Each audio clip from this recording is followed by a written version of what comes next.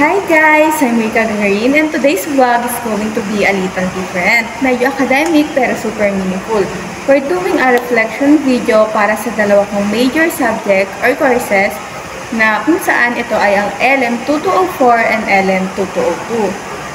So, kung student ka rin, future teacher or curious ka lang kung ano nga ba yung pinag-aaralan dito, ang masasabi ko lang sa'yo ay stay tuned kasi promise worth it tong vlog na to.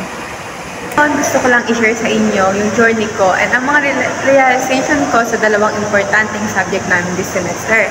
Let's start with 112204, the child and adolescence learner.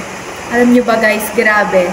Itong subject na to is really opened my eyes to how different and special each learner is.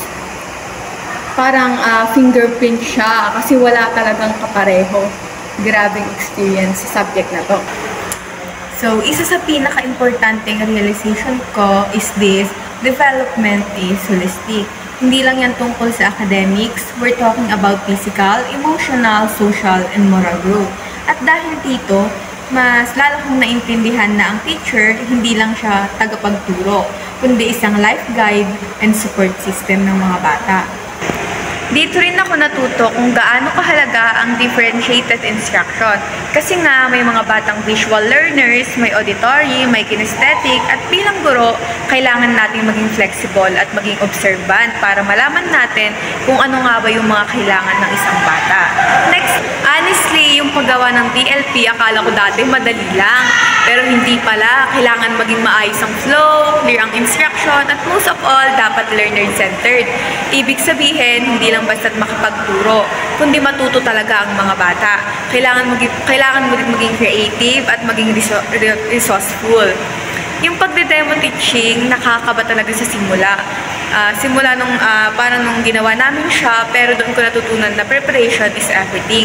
Kapag alam mo ang lesson mo, confident ka, at higit sa lahat, dapat marunong kang mag-adjust kung hindi umaayon ang takbo ng lesson plan.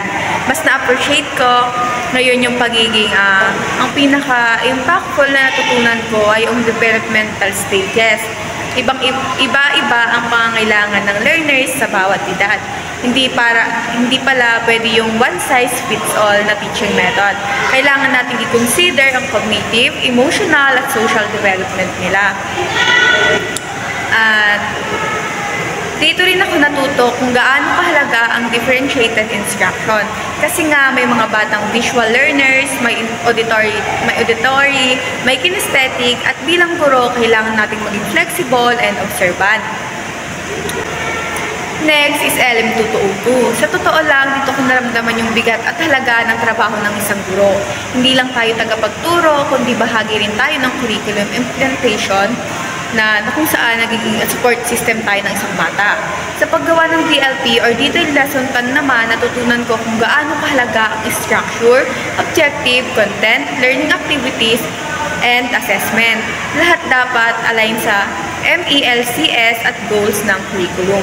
Tapos, nung nag-demo teaching kami, doon ko talaga nakita ang aplikasyon ng lahat ng yan. Grabe, ang hirap pala maging engaging habang tinitiyak kong dapat na-meet mo yung learning objectives. Pero overall, masaya naman ang experience. Mas na-appreciate ko ngayon ang pagiging teacher. Hindi lang siya trabaho, isang calling siya. Na-realize ko rin na bilang guro, tayo ay designer ng learning experiences at sa bawat lesson plan at demo, may opportunity tayong baguhin ang buhay ng mga student natin. So ayun, LM2204 and 2202 really changed the way I see teaching.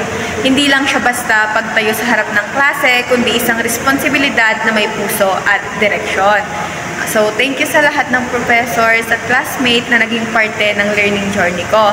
Kung ikaw ang education student, then keep learning, keep growing, and most of all, keep teaching with purpose. Bye-bye!